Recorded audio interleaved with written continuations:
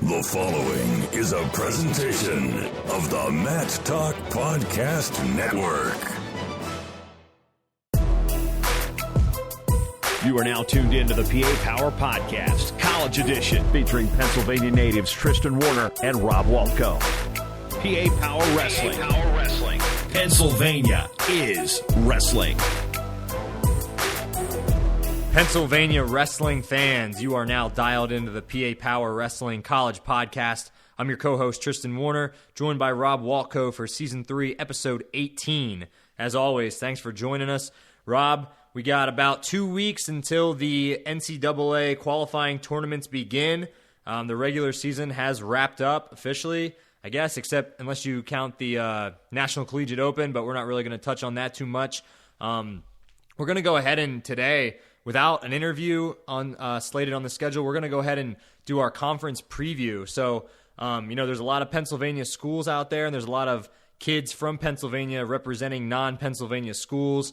Obviously, there's a bunch of conferences. We don't really have time on an hour podcast to go through every weight of every conference. But the way we decided to do this, try to touch on as much content as we could, we are going to go through each weight class, and each one of us, me and Rob, are going to pick one or two guys to talk about, or maybe a weight class to talk about from any conference that really intrigues us, something we're really looking forward to watching and following. And then we're also going to pick a dark horse at each weight. This could be a guy that's kind of on the cusp of qualifying that maybe, will get an at-large bid, or maybe will shake up a bracket and end up qualifying a spot that he didn't even earn. Or this could just be a guy that maybe is a 3 or 4 seed in his conference that we think is going to go out there and put on his best performance and win the conference.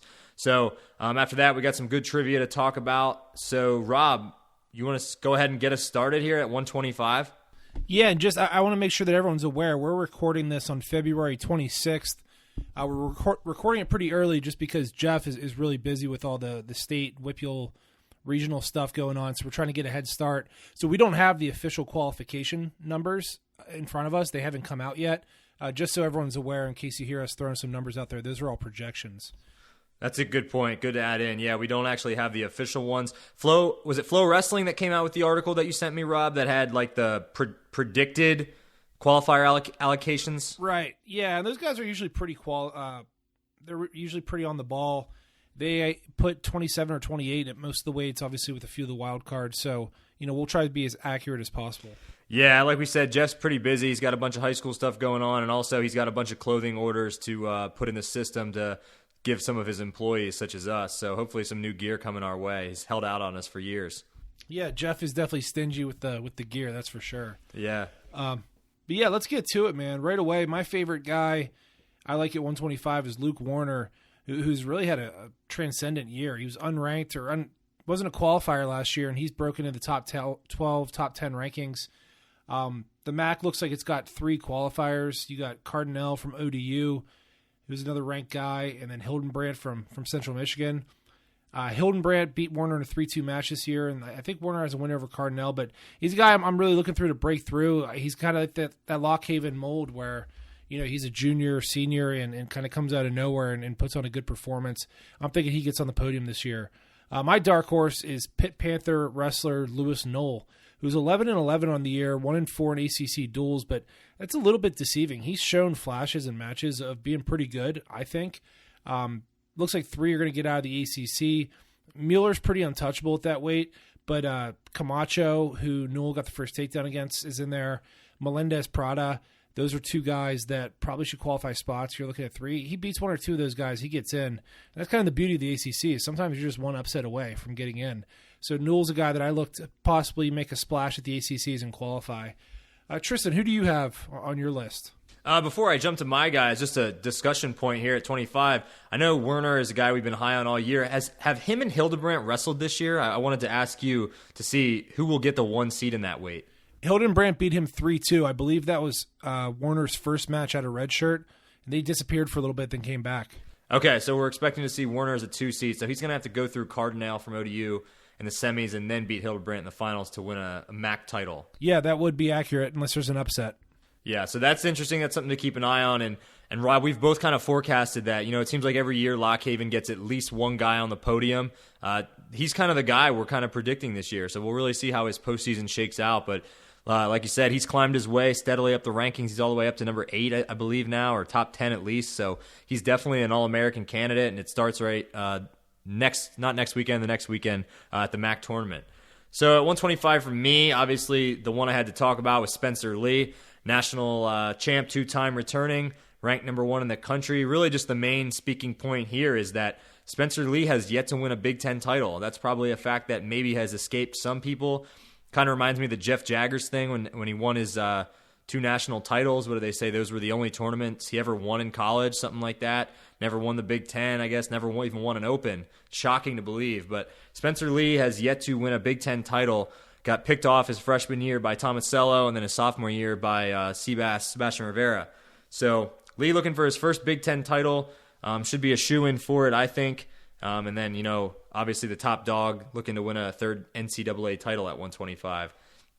And then in the dark horse category, this was a little hard to pick for me, Rob. I know outside the top 20, there weren't a whole lot of PA names in the 125 weight class.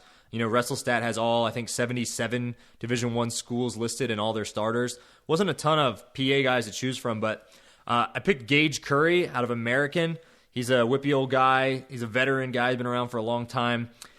The EIWA is likely to have 6 qualifiers come out, so he shouldn't really have that hard of a time qualifying. He's probably going to be coming in as a 5 seed. You got some studs there like Pat Glory and Paetzel and Kolioko that he's going to be behind.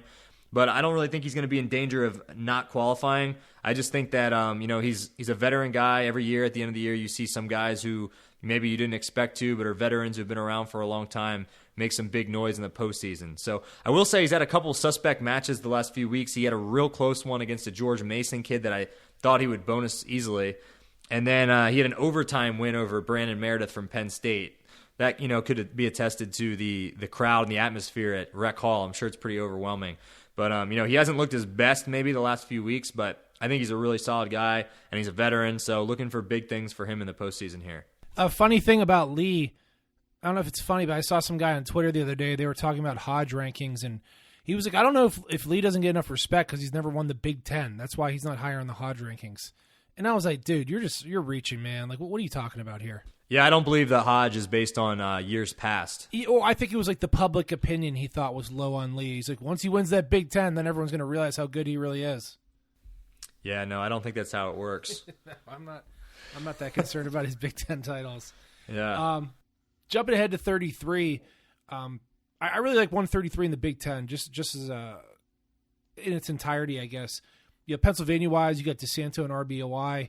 On top of that, you got Seth Gross, Sebastian Rivera, Piotrowski, Alvarez, and Ridge Lovett, a couple true freshmen I'm really high on. That's a really fun weight. I hope it gets wrestled out, with all the defaults and such. You kind of get robbed of some of the matchups as a fan. But I'm looking forward to seeing RBY and DeSanto going at it again if they're 2 and 3.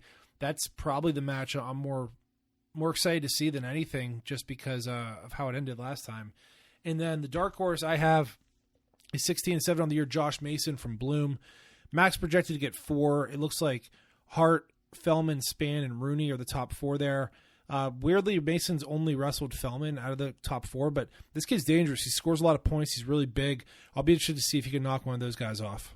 I like those picks. Yeah, the RBY DeSanto, it'd really be interesting to see how those guys go into, how they approach a rematch. Because if you think about it, RBY came out, was doing that, putting his arm behind the back thing, which definitely seemed to throw DeSanto off a little bit.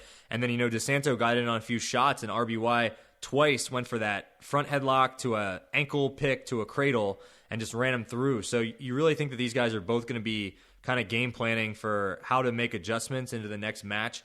I mean, what RBY did was perfect, but, DeSanto and the Iowa coaching staff are obviously going to be looking to avoid that at all costs. And it's kind of tough to get to DeSanto's shot if RBY is going to have his arm behind his back. So it'll be definitely interesting to see how that one plays out if those two do meet again, in which they likely will. My favorite guy here in the weight to talk about, I picked Zach Trampy out of Binghamton. He's a Council Rock South guy.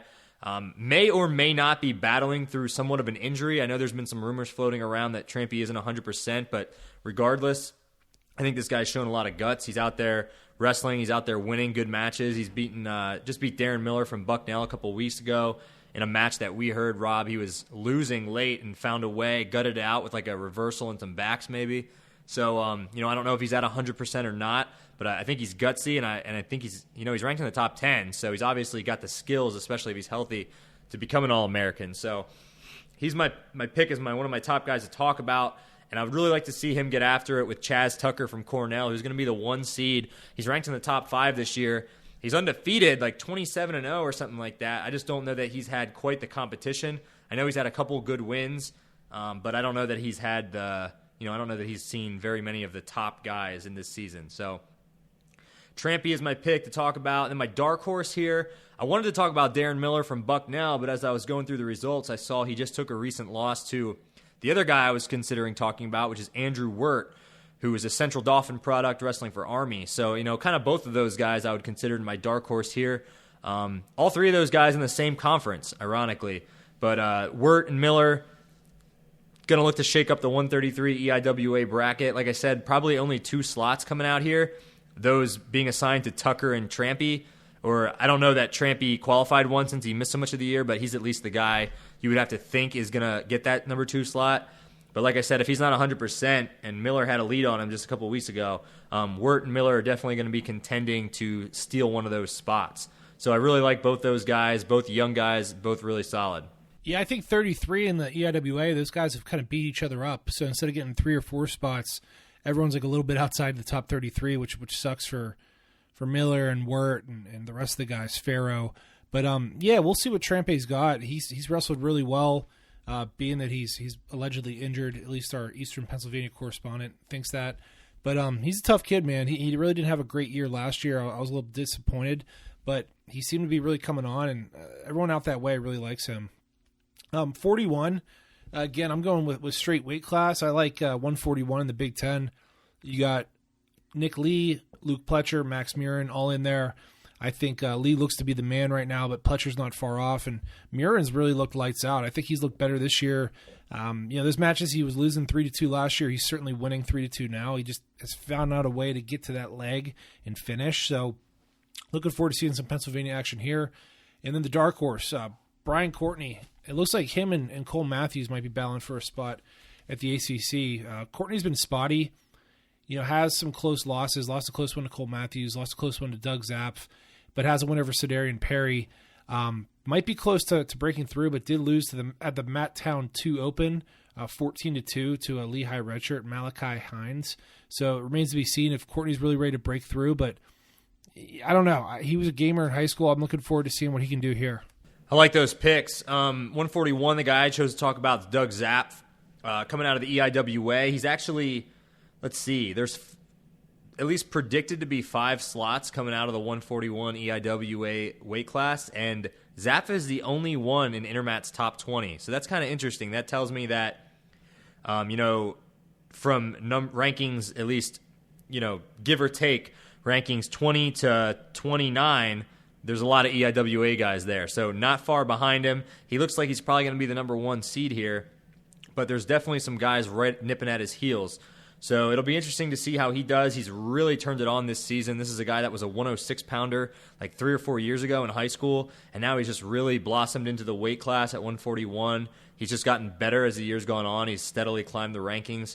Very solid. I can't even remember the last time he lost a match. It's been at least a month probably. So looking for him to continue his strong regular season into the postseason and see what happens for the Downingtown product.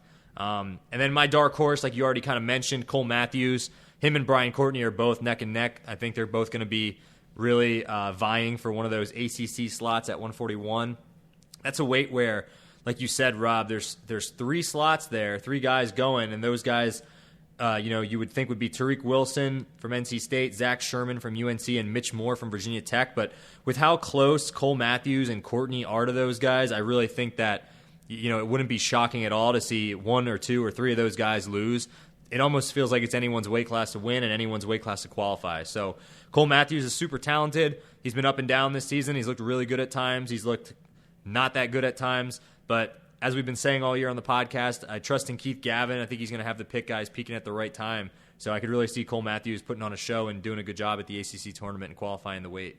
Yeah, to your point about Zapf, I mean, he's just a breath of fresh air. I thought he was moving up this year, not necessarily because he wanted to, because he was being moved up. I thought, frankly, he was a small 33 and couldn't win the spot there and bumped up. But he's wrestling fantastic, man. I'm really glad to see how well he's doing and how well he'll continue to do because he's been a stud so far. Moving on to 49, we got Brock Zackrell from Clarion is my favorite guy to watch. He's looking to end and begin his career with conference championships. He lost at the EWL as a sophomore and as a junior, but he'll have to get through Brock Muller here. He hasn't wrestled Muller. Muller's obviously a stud, and that's a big match for seeding implications. If Zackrell can win there, he's probably looking at a top 5, top 6 seed. And my dark horse is Matt Colonia from Bucknell, kid that's really improved a lot this year. It's going to be tough to qualify. There's only a few spots there, and you got Kolodzik taking one of them, which makes it hard, and then Keyshawn Clark taking another. But he's got some stuff on his feet, man. He's really fun to watch. He scores a lot of points, so I'm hoping he can have a good tournament. What year is Colonia? Just out of curiosity. True junior. Okay. I mean, I don't want to put a jinx on the guy or anything. From what Teague Moore said, he sounds like an awesome guy, but Keyshawn Clark just took 2 losses last weekend. He lost to DeBlasi from George Mason, and he lost it for Clearin from Penn State. So, I mean, you never know. I'm not counting him out or anything. I think he's super talented, but, Colonia could get in there and make some upsets. I'm sure there's a couple guys in that weight class that could. So it's definitely something to keep an eye on. My guys at 149, obviously Sammy Sasso is the one to talk about. Top-ranked guy in the country right now. Some guys like Kolodzik have come back, have really made the weight class stronger. He had that tough, I guess you could say somewhat controversial win over Lugo in the dual meet. Those two are probably going to see each other again in the finals, assuming they both make it there. But that's a pretty tough weight in the Big Ten. I mean, you guys got guys like Brayton Lee in there that could upset either one. And like we talked about before, Sasso and Lee have a history of going back and forth. So that's going to be a really fun weight to keep an eye on in the Big Ten. And then my dark horse here is Jared Verclaren from Penn State. He was a guy that, about a month ago at this time, I honestly would not have picked him as a dark horse here. But just in the last month or so, he beat Cole Martin from Wisconsin. He beat Keyshawn Clark from American, as I just said. He took Sasso to overtime. So he's been definitely shown improvement. He's wrestling very well right now, ranked all the way up to 14th. And the Big Ten's going to qualify 10 slots most likely there. And as of, just looking at the Intermat poll, he's the 5th-ranked guy. So I don't really think he's in danger of not qualifying the weight class. So I think he'll do pretty well, and that could be crucial for Penn State. It'll be interesting to see Penn State and Iowa battling it out team score-wise in a non-dual meet, in a tournament scoring format. So Verclaren's points are going to be huge if he can get some wins in there, maybe even some bonus. Yeah, I think he could walk into the Big Ten, go 0-2, and still qualify, just based off of his resume, which a month ago didn't look likely. He's really had a good last few weeks.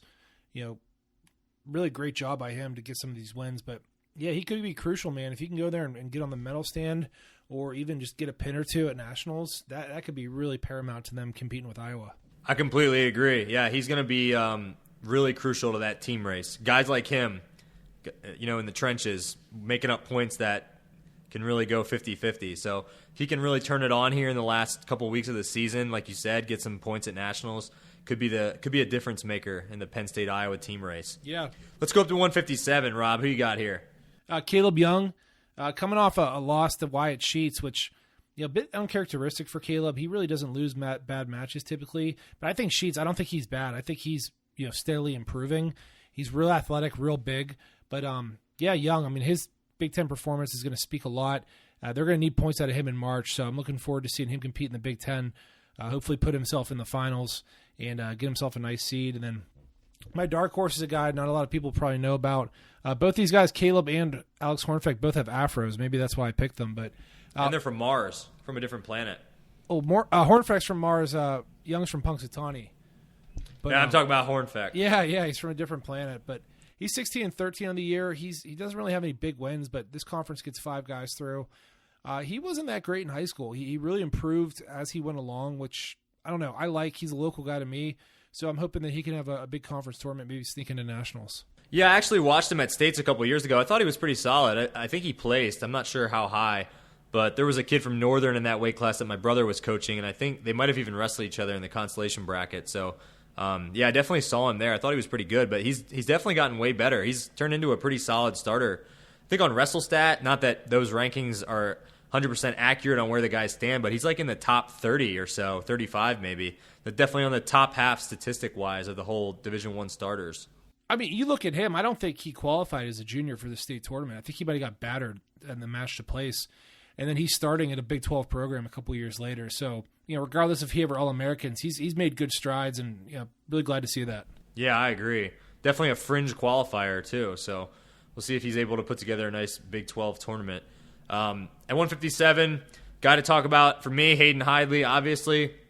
Number 2 in the country right now. He's the clear-cut favorite here in the ACC. He'll be pushed by AC Headley, BC LaPrade, Taylor Bermani, Justin McCoy, guys like that. So after Hayden, there's a pretty significant drop-off there. But the ACC will probably get 5 slots. So all those guys I just named will most likely be qualifying to the NCAA tournament. My dark horse I picked was actually Justin McCoy. Like I said, all those guys seem pretty even to me. I think they've kind of, like you said in the other weight class, Rob, they've kind of all beaten each other. McCoy's come on a little bit as of late. Just got a win over Headley, I think it was, not too long ago. So he's a guy that came in as a freshman this year, pretty highly touted recruit, had a really good redshirt campaign last year, went nearly undefeated. Maybe only loss was like at the National Collegiate Open. And then, got off to maybe a little shaky start for him, but he's turned it on a little bit lately. I think he's a guy that will not only qualify, but I think he'll beat at least one or maybe 2 of these guys, someone like Headley or Romani or LaPrade. So I'm picking McCoy as my dark horse. I like that pick, man. He's really tough. And Hidley, what can you say about him, man? He's a beast. Match I like at 65 is a showdown between Josh Shields and Shane Griffith. Griffith has a win over him this year. Shields in his career, the last 3 years, has not lost to anyone who hasn't become or wasn't an All-American. So he's just an absolute model of consistency. This is a very, very big match. Griffith is not a PA guy, but if he wins, he might be looking at a 2 or 3 seed. And Shields, I think he's going to be tough to beat twice. Dark horse, Tristan isn't aware of this guy, Dejan Cheese Casto. He is the 165 for Citadel. Interesting story about him. He wrestled at Erie Prep and then moved to Fort Dorchester down in South Carolina as a senior, where my buddy coaches. So I've been on him for about a year or two. He's tough. He had Perez on the ropes in a duel, lost by a point. Was really close with Schedule, Buller, and Gerald this year. Cheese has been a little bit cold the last month or two, but if that cheese gets hot and starts melting, he's really tough, man. He has some skills. He's got some big match or big move potential. I'm looking forward to seeing if he can make a run at the SoCon. And I think he was in the RPI. Even if he takes second or third, he might have outside chance to qualify. And 165, my guy to talk about. I feel like I'm just here picking all the top guys. Rob, you have some more. I went with some real dark horses, yeah. Yeah, you went a little deeper than I did. I said Vincenzo Joseph, namely because I want to see him and Marinelli go at it again. The last few years, Marinelli seems to be getting the better of him, at least at the Big Ten tournament. And Chenzo finally got the win over him in the dual meet, but it was a very good match. It was a big throw, and then Marinelli started coming back and got a takedown at the end. So these guys are very evenly matched. Always an exciting match, too. Someone's usually getting put on their back or feet flying through the air. So really want to see him and Marinelli get at it again at 165. That's I'm thinking Wick's probably going to be the 3 seed, right? Or would it be Isaiah White? Wick beat White in the dual meet, so I have to assume he's 3. So Marinelli will have to go through Wick most likely, but that will probably happen. So we're probably going to see a Chenzo-Marinelli match in the final, and who knows what kind of implication that will have for the tournament scoring at that point.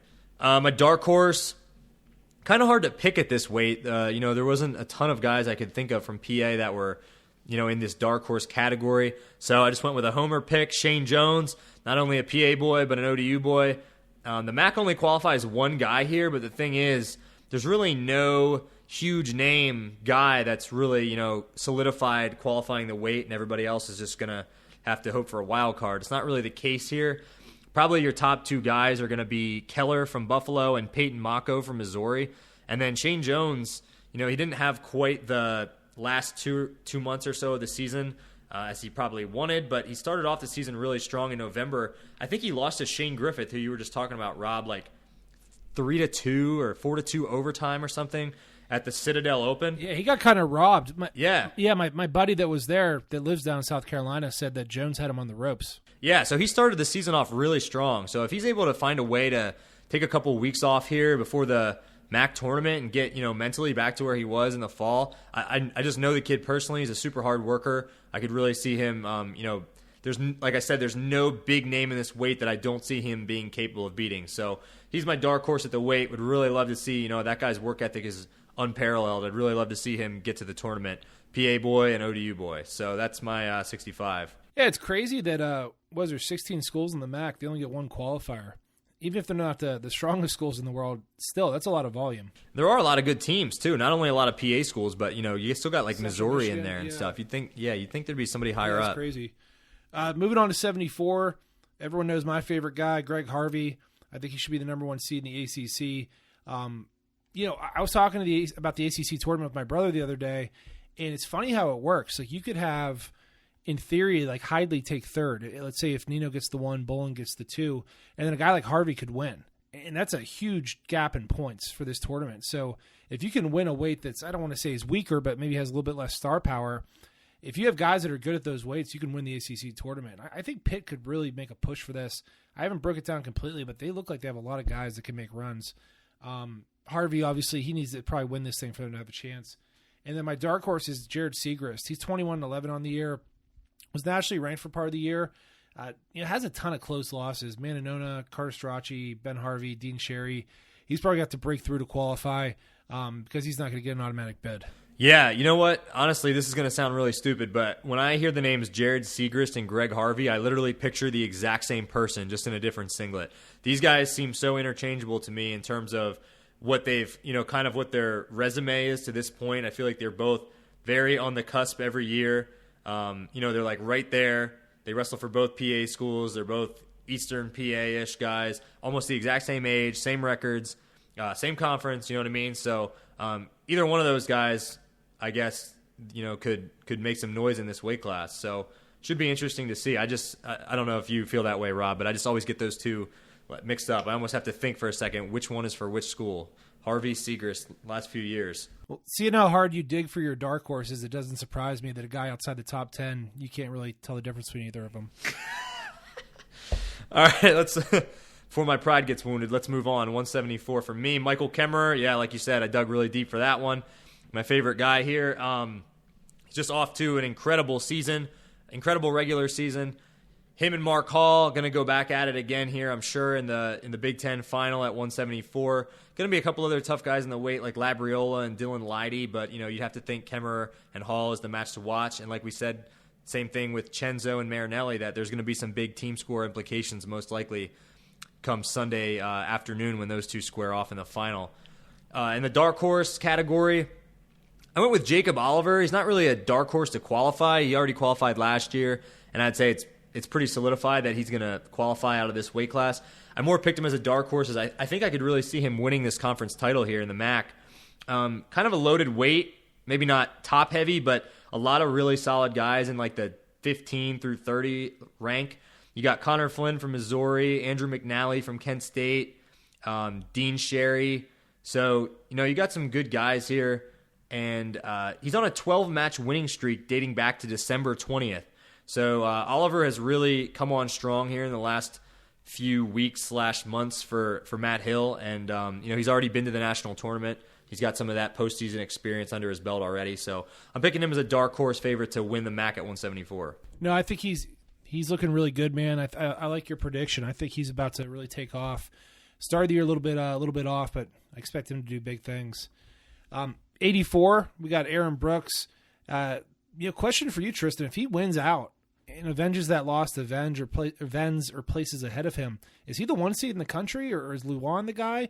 Like, how do you see that playing out? I think it's really going to depend on what happens in the other conference tournaments. Like in the ACC, you got Bolin, Bonacorsi, and Trent going at it, and all those guys are like 2, 3, 4, 5. And then you got DePrez over in the EIWA, who's I think 5th, but he had a loss to Weiler, so we're going to have to see how he does. I think it's going to depend on that. And then Lujan most likely going to win that Big 12 title, but there's some good guys in that weight too. I really think you're just going to have to wait and see how it all shakes out. But if Zahid is out for sure, which I'm not sure if that's the case or not, I would definitely say there's a case for Brooks being the 1 seed. If I'm handicapping it, if I'm in Vegas or I'm setting betting lines, I'm probably calling him the favorite, whether he's the 1 seed or not. He looks really tough, and he's talented as heck.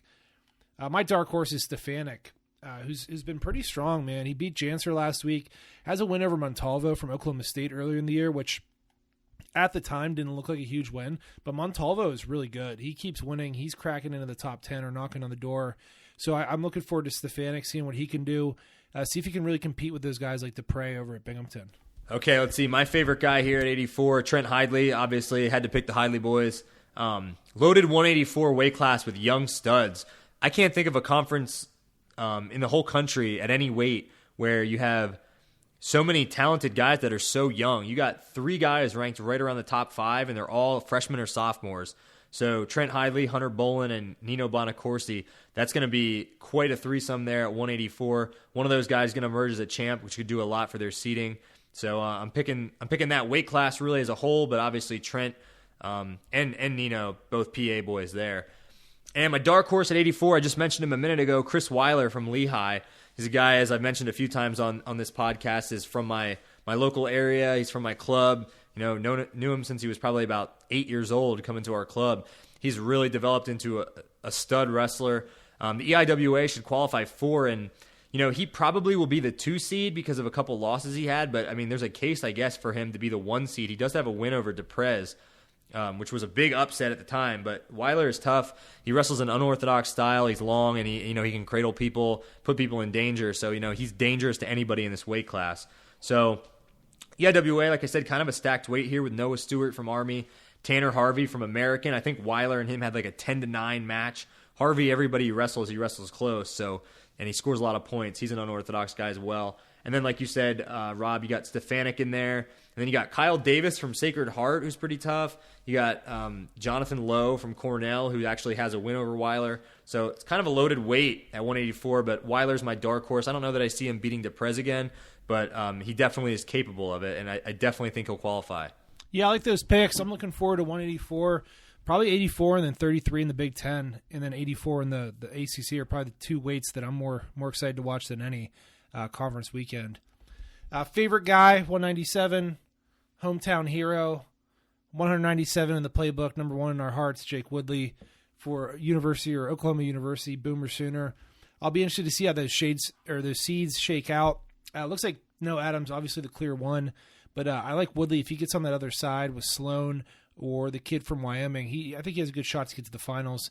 Jake's wrestling really well right now, has a win over Gear, and he's been putting up a lot of points versus good guys.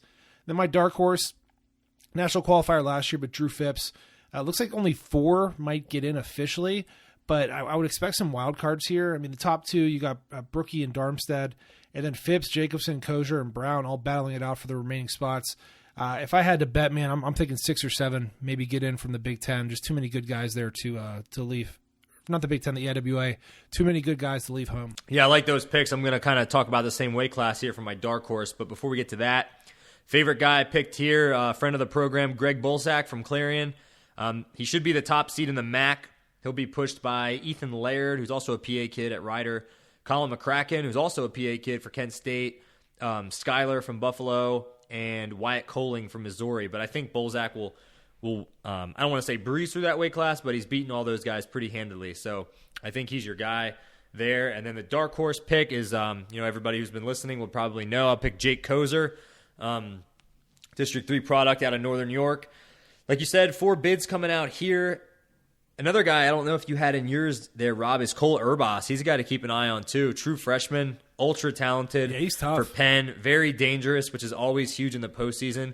You get a guy coming off a semifinal loss, and he comes down, and Urbas, gets on top of him and just tears him apart. It could definitely happen. So he's another guy vying for a spot. But like I said, Kozer right on the cusp. I think he's probably the 5th-ranked guy in the EIWA in a weight that's predicted to qualify for. So, 1 win for him or Urbas really could do the difference for them and make them qualify.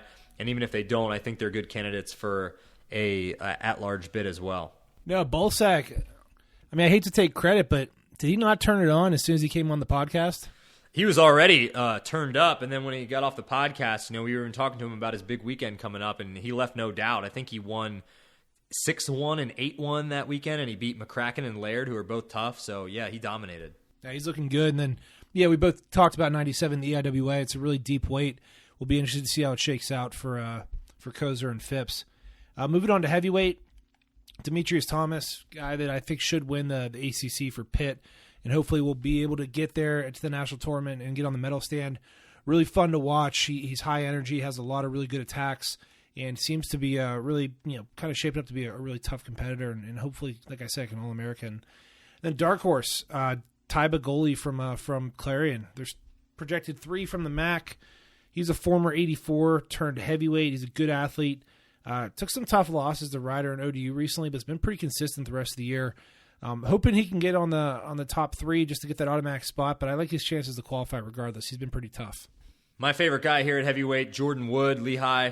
4th place finisher last year at NCAAs. Hasn't had quite the season I'm sure he was looking for. I believe he's 13-5. I also don't know if he's banged up because he's missed a good part of the year, it seems. But yeah, he's definitely the guy to keep an eye on here, the highest ranked Pennsylvania native at the weight class by far.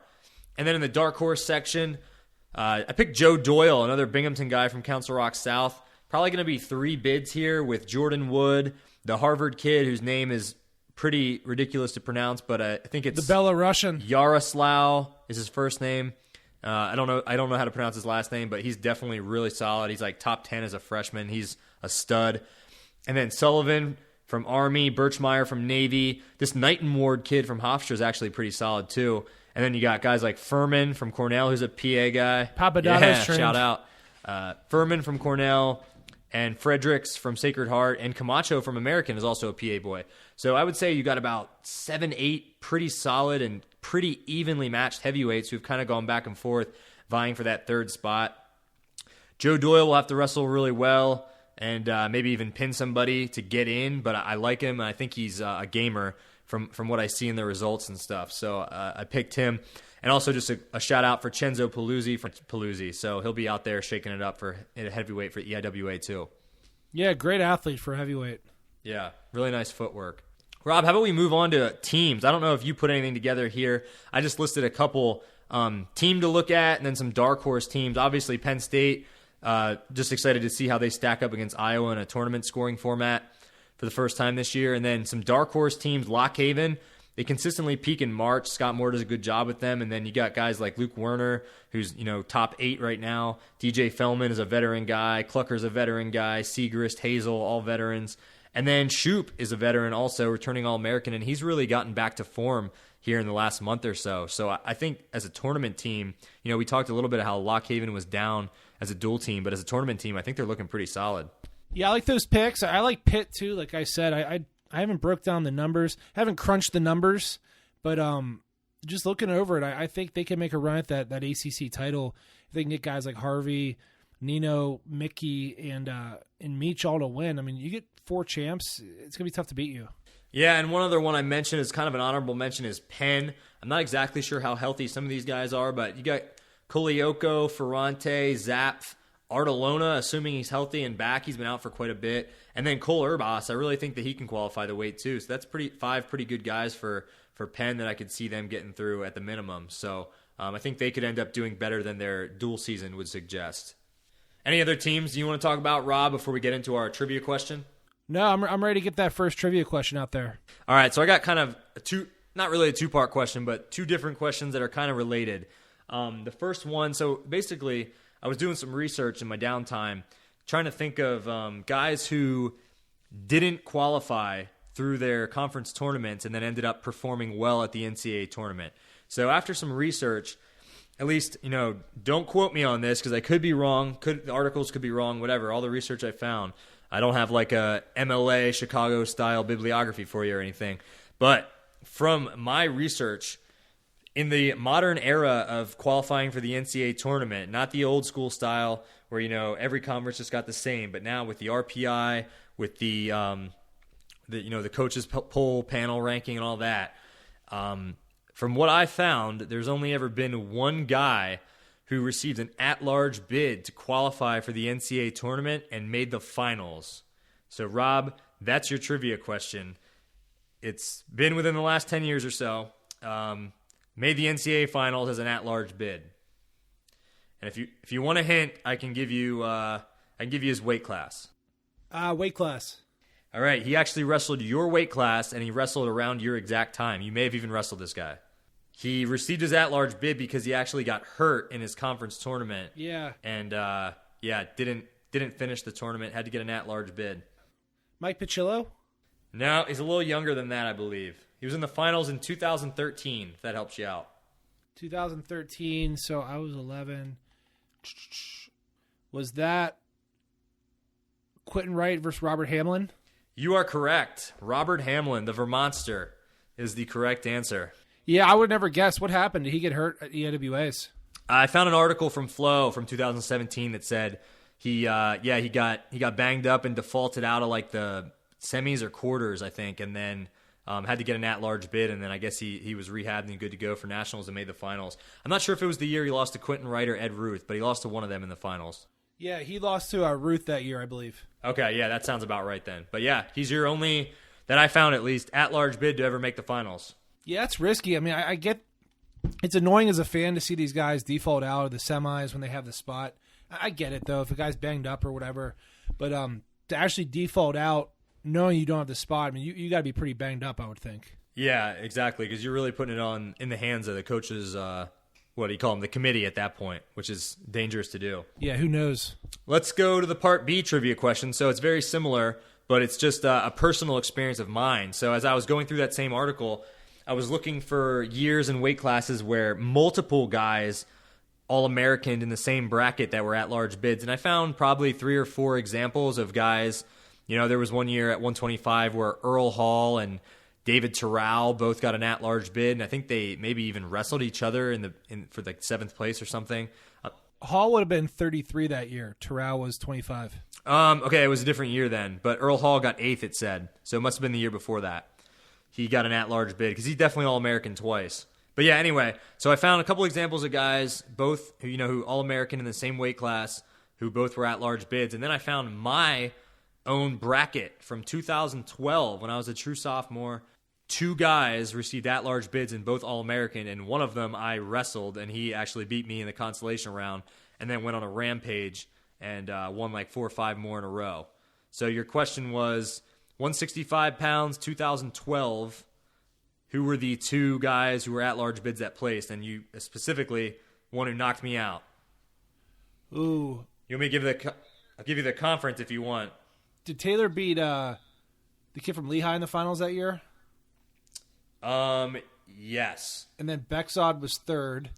Correct. Man, I'm really blanking on the rest of them. So these guys one of them was from the SoCon. I don't know how he didn't win his conference, but the other guy was from the Big Ten. The one I lost to was from the Big Ten. Okay, SoCon. Man, it's that kid from App State. Yes, you are correct. Can't remember his name because they had a second All-American that year too. They did. The heavyweight. DeJornet, was that his name? It was actually the 84-pounder, Austin Trotman. Austin Trotman. Yeah, then their heavyweight placed a couple years later. They both Trotman was a beast. Trotman and this guy both got 4th. You want me to tell you his name? Yeah. Kyle Blevins. Yeah, I never would have remembered his name, but I just remember being like, wow, App State's on fire. Yeah. And then Big Ten. Okay. This guy got 7th place. He lost his first match. Then he beat me. Then he beat Mike Evans. Then he beat Solzer. And then he beat Sorensen from Iowa State. All in a row. Ended up getting 7th. And he's a Big Ten kid. Kid from Illinois? Nope. Pierce Harger? He comes from a famous wrestling family. Isaac Jordan? Not Isaac. Bo? Not Bo. No. I think it's Isaac's brother. Isaac's big brother. What's his name? Ben Jordan. Ben Jordan. That's right. He was at Wisconsin too, right? Yeah, Ben Jordan from Wisconsin. Wow, I completely forgot about that kid. Yeah. Yep. I didn't forget about him. Just saying. All right. Well, you did pretty good with those, but yeah, it's actually it's fun blast from the past looking back at that article because you don't realize how many guys end up All-Americaning that are at large bids. So that that committee when they're sitting there in that room delegating and picking those slots, it's really important stuff because you think you're getting maybe not like the NCAA basketball tournament where the guys that are getting the at-large bids are the 60 whatever. I don't know the seeds or whatever, but they're playing some team that's going to destroy them in the first round and then they're done. If you get an at-large bid in the NCAA wrestling tournament, really anything can happen. Yeah, totally. I'd love to see. Did you say you read some articles? Any idea how many at-large guys placed per year? Was there any data on that? I didn't see anything on that, but I know the article was from 2017, so it was going over about the last 10 years or so since that system's been in place. And there was about, I want to say 15-ish guys that have done it. There was one year, I think it was 2000, either 10 or 15. One of them had 4 and one of them had 6. One year there was 6 guys that were at large bids that all placed. I believe it, man. It's you just never know, or who gets hot, or who doesn't even get hot. Who maybe gets upset in front of them and gives them an easy route. You just never know what's going to happen. Yeah, and the one that really stuck out, PA boy, AJ Shop. I remember the one year he lost to Ronnie Perry in the EWL final, and there was only one bid at that weight. So he had to get a wild card. Showed up at Nationals, banged up, lost his first match to Caleb Richardson from Penn, and then pretty much wrestled on one leg the rest of the tournament and came back and Ironmanned it for third. That's gritty. Yeah, because I do a bunch of like NCAA pick'em pools and stuff, and a lot of them you pick by the seed, right? So you get 1 8 seed, 1 1 seed, 1 4 seed, whatever it is. And Shop was a really popular 4 5 seed, whatever, or 8 9 seed, whatever he was. And he lost, and I'm like telling my friends, I'm like, stupid pick, told you he's hurt. And he comes back and just beats the heck out of everyone. Awesome job by him. Yeah, that's a gutsy performance right there. Always love the guys that lose the first round and come all the way back for third. Dustin Minotti, one of my college coaches, did it. Who else did it? I know there's a few. Donnie Vincent from Binghamton. That's right. Oh, man, I feel like there's a recent guy as well. I remember one year, him and Cam Tassari, I think they wrestled for third, and they were both on their way to doing it. So it was like a guarantee that somebody was going to do it. And Vincent ended up winning, but I'm pretty sure Tassari had lost his first match too and had come all the way back. No, you can't beat that, man. That's just awesome stuff. Yeah. So what do you say, man? We call it a night, and then next, you know it, we'll be talking about conference performances and talk about the brackets coming out. That's right. So this is our last episode until the conference tournaments roll around. So about 3 weeks, we'll be back here talking about everything that happened, going over the NCAA qualifiers, and then we'll be obviously doing our NCAA preview. So that's going to wrap it up for us for episode 18. As always, thanks for listening. Please go ahead and give us a like or a share on social media to spread the word about the PA Power Wrestling College Podcast. For Rob Waltko, I'm Tristan Warner, signing off. Thanks, you guys. See you next week.